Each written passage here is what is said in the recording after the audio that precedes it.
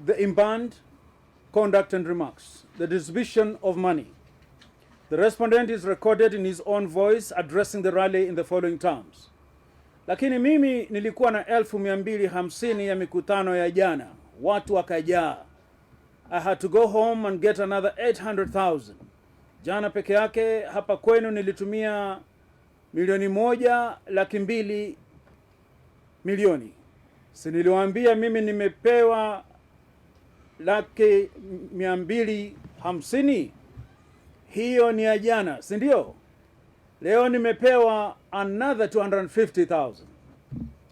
On a plain reading, the respondent states that he disbursed, the word nilitumia means I used or I spent, a total of Kenya shillings 1.2 million at the rally the previous day alone, having returned home to source for a further 800,000 after his initial Kenya shillings 250,000 was exhausted by the turnout, and that he had on the day of the rally itself been furnished with a further 250,000 shillings for the same purpose. Identification documents remarks. The respondent is further recorded in the certified electronic evidence before the committee, addressing residents in the following terms. Ulipiga kura, sivyo? Kuna kitambulisho ilikuwa inaitishwa. Hakuna kitambulisho ilikuwa ikiitishwa. Mtu alikuwa akifanya nini? Unaweka kidole. Kama ID haiitishwi, unatumia kidole. Ufike ujiwekee kidole. Hakuna ID, hautaitishwa ID. The video record discloses further material that situates these remarks within a live contested exchange and confirms the practice underlying them. At minute 3:17 seconds of the video clip, the respondent poses the question, kuna kitambulisho ilikuwa ikiitishwa kwa kupiga kura? To which an audience member responds, yes. The respondent, the Honorable Gikaria, presses on. Wapi? Then he proceeds to dismiss the attendee with the words, wewe haukupiga kura. An indication that the Honorable member's motive was to reinforce his remarks that the ID was not required. The respondent further states, kama ID haiitishwi, unatumia kidole, alafu mnasema watu wanaitisha ID wakaibe kura. Kuna kidole ya mtu itakatwa, alafu mimi niende nikawekelee? Haiwezekani. The respondent's reassurance to the gathering that identification is dispensable and that biometric verification alone suffices is a misrepresentation that contradicts the requirement under Section 10, subsection 1 of the Elections Act and its regulations that a voter produces a valid identification document at the polling station. The evidence before this committee. The complainant, who in this respect is the secretary to the committee and the prosecutor in this matter, during the hearing, she was able to present to the committee oral submissions highlighting the identified breach of the code. In her submissions, she stated that the respondent, the Honorable David Gikaria, is not just an ordinary citizen. He is a prominent office bearer, a recognized political leader, and a member of parliament for Nakuru Town East constituency. By virtue of his position, he owes the highest duty of fidelity, honesty, and integrity to the public, the people whom he represents, and in this case, the people of Kalou. Instead, during a recent campaign rally in Kalou, the Honorable David The accused in this case chose to weaponize his influence.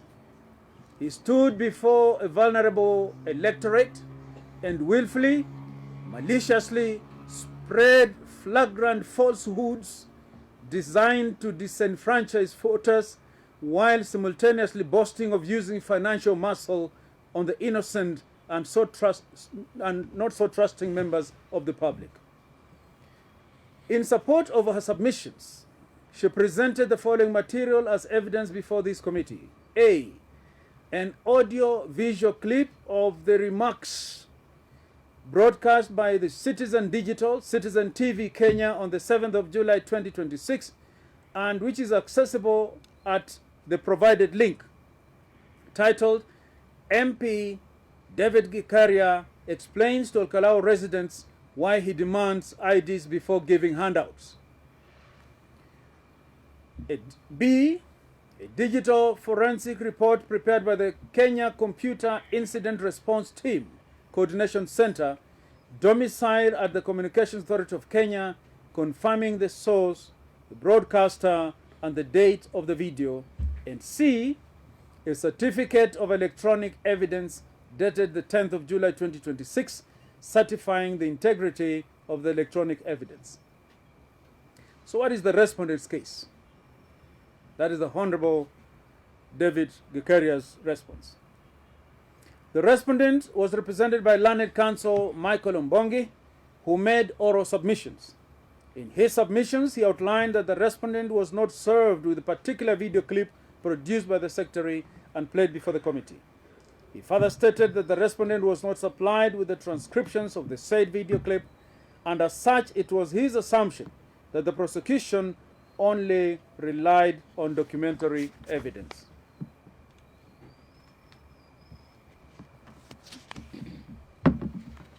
Regarding the contents of the video,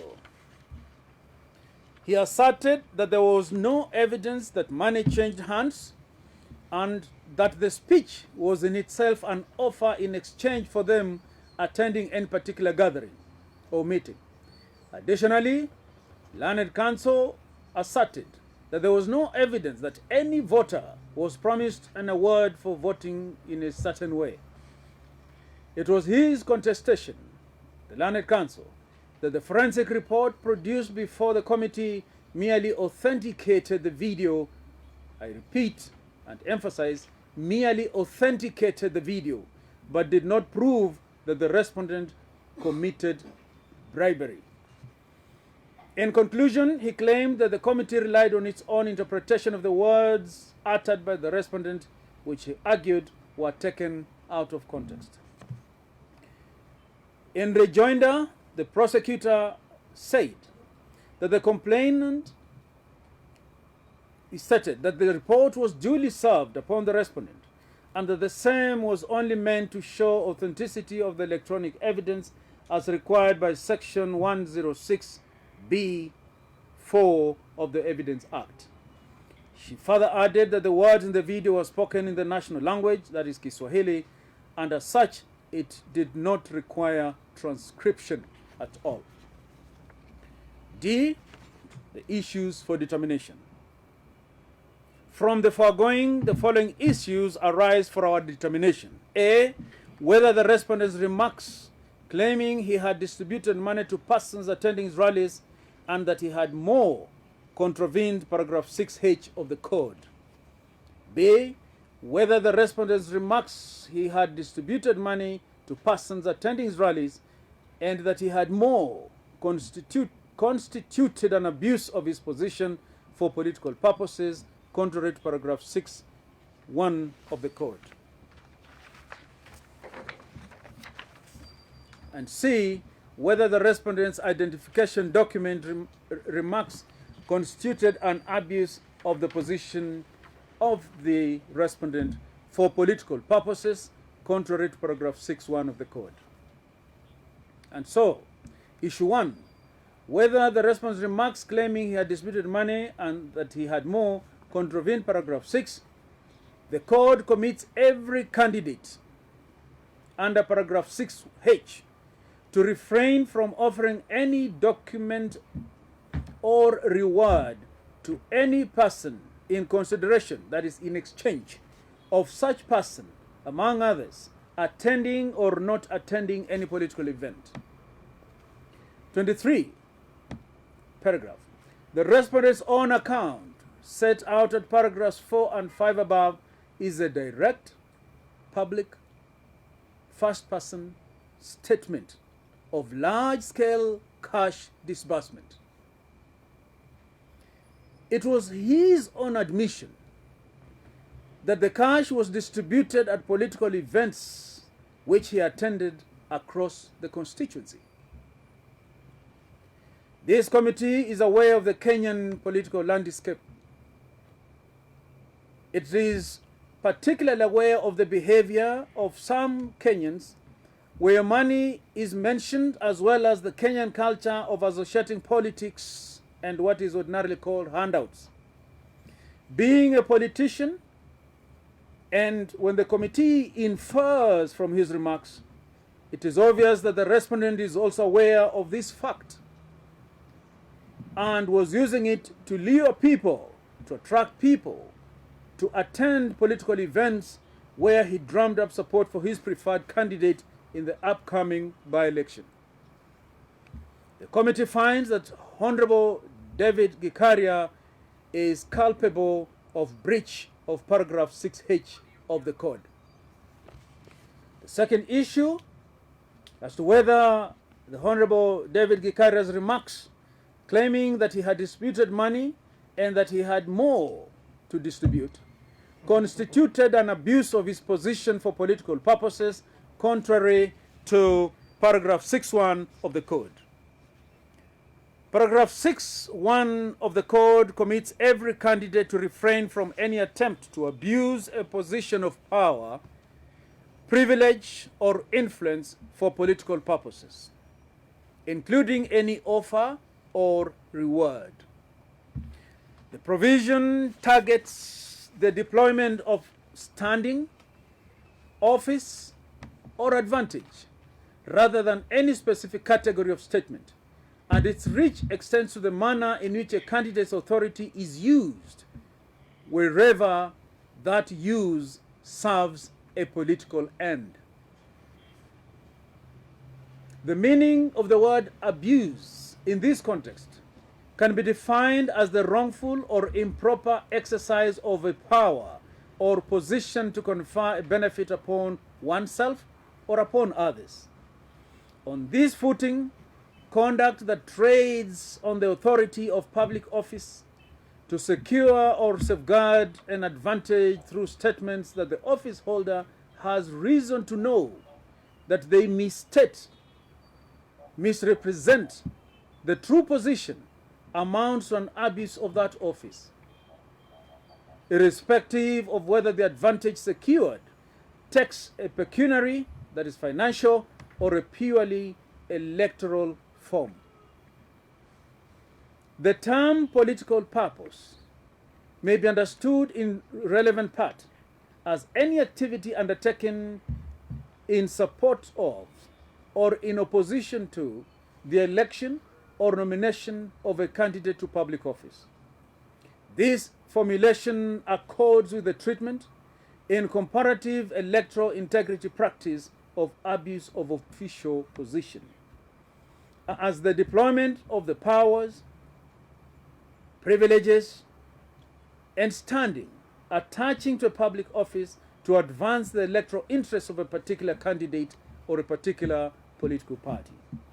In sum, in total, that is, a political purpose is present wherever an act, whatever its surface content, is directed and influencing the conduct, perception, or compliance of an electorate, or at protecting or advancing a candidate's electoral standing ahead of a poll.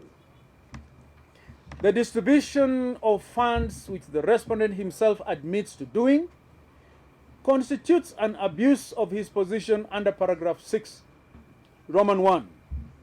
It was the respondent's office, his standing as a sitting member of the National Assembly, political purpose as set above. For the above stated reasons, this committee finds that the Honorable David Gikaria is culpable of breach of paragraph 6, Roman 1 of the Code in respect of the distribution of money, independently of and in addition to the finding at issue number 1 above. Issue number 3 for our determination as to whether the respondent's remarks regarding the identification document constituted an abuse of his position for political purposes. Section 10, subsection 1 of the Elections Act, Cap 7, provides that a person whose name and biometric data are entered in a register of voters at a particular polling station and who produces an identification document, underlined, who produces an identification document, shall be eligible to vote at that polling station. Accordingly, the statutory voting process requires both production of an acceptable identification document, which is either a national identity card or a valid Kenyan passport, and then a biometric verification. Biometric verification does not operate as a statutory substitute or replacement for production of an identification document. To prove a breach of paragraph 6(1) of the Code, this committee finds that it is important to consider 3 elements. A, whether the respondent occupied a position of power, privilege, or influence. B, whether the respondent's conduct amounted to an abuse of that position of influence. And C, whether that abuse was for a political purpose. Position of power, privilege of influence. The respondent is the sitting member of parliament for Nakuru Town East. He is a leader and a person of influence, not only in his own constituency, but within the region of all Kalou included, and the country at large. So that answers the question of whether or not the Honorable Gikaria occupied the position of power, privilege, or influence at the time when he made the remarks. Regarding abuse of the position of influence, the deference that the respects and awe normally or customarily extended to a sitting legislator placed the Honorable Gikaria in a position of considerable influence over the residents who were assembled at the rally where he was addressing. Deploying that influential position, the Honorable Gikaria proceeded to offer the rally attendees a representation on the ID requirement, which misstates and misrepresents the position under the Elections Act and the attendant regulations.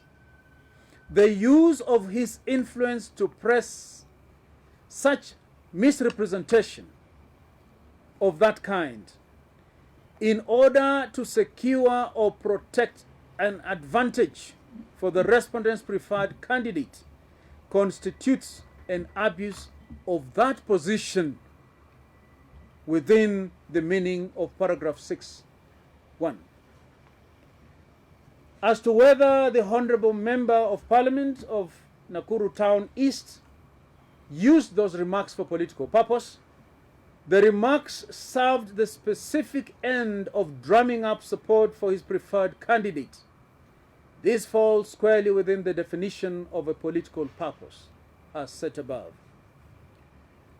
Therefore, all 3 elements have been established, and this committee finds, on the totality of the evidence adduced, that the respondent's remarks on the identification requirement amount to an abuse of his position of power, privilege, and influence as a member of the National Assembly deployed for a political purpose in breach of paragraph 6, subparagraph 1 of the Electoral Code of Conduct, independently of and in addition to the finding in issue number 2 above. And this is the determination of this committee. The committee finds that the Honorable David Gikaria, member of the National Assembly for Nakuru Town East constituency, is culpable of breaching A, paragraph 6H of the code by reason of his claims that he distributed cash as established in issue number 1 above.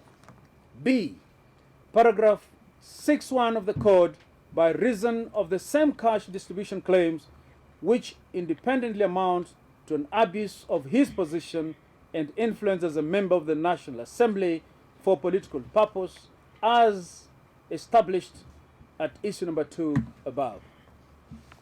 C, paragraph 6, Roman 1 of the code, separately and independently by reason of his misrepresentation to the people assembled before him that identification documents were not required to vote, an abuse of his position and influence for political purposes as found and established in issue number 3 above. In each case, in respect of the conduct and utterances at the public rally in Kalou and Darua County. This determination is consistent with the jurisprudence of the Supreme Court of Kenya in the case of Wetangula and another versus Combo and 5 others, 2015 KLR, where the court affirmed that improper inducement strikes at the heart of electoral integrity and undermines the constitutional requirement that elections be free and fair. These, then, are the orders of this committee. The committee, having considered all the submissions and authenticated digital evidence, and found that the Honorable Gikaria is culpable on all 3 counts, and in the exercise of its powers under the code, orders as follows. 1. That the respondent, the Honorable David Gikaria, is hereby issued a severe formal warning to cease and desist forthwith and forever from making statements that imply financial inducement or reward to the electorate. 2. That the respondent, the Honorable David Gikaria, is hereby issued a severe formal warning to cease and desist forthwith from making any further misleading statements regarding the statutory voting requirements which require an ID as part of the requirement. 3. That the Honorable Gikaria shall issue a public retraction and apology on Wednesday, 15th July 2026 at 10 a.m. at Anniversary Towers Boardroom, where we are seated, that is tomorrow, before the public and to the people of Kalou and the country, undertaking that that was wrong and that shall not be repeated.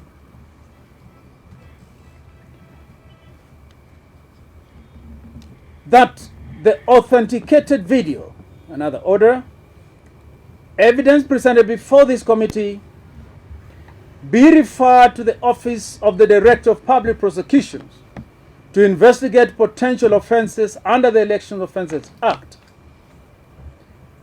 If established, the said Honorable David Gikaria be prosecuted criminally under the law. Order number 5, that the Honorable David Gikaria is hereby condemned to pay a fine of Kenya shillings 2.5 million within 48 hours of this determination. And finally, that failure to comply with these orders will attract further sanctions that will include, but will not be limited to barring the Honorable David Gikaria from participating in any further electoral activity conducted and supervised by this commission. Ladies and gentlemen, that is the end of our orders. Thank you for your presence.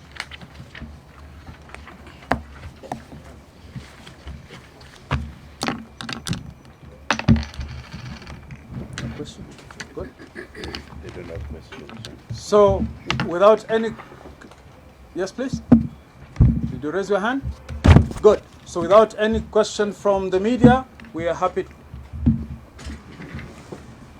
My apologies. Council, you... Appreciate the time that has been expended by this particular committee to hear and determine this matter to its logical conclusion. We are dissatisfied with that particular decision, and in the circumstances, Chair, we shall be requesting for certified copies of the judgment as well as certified copies of the proceedings to enable us advise our client on the available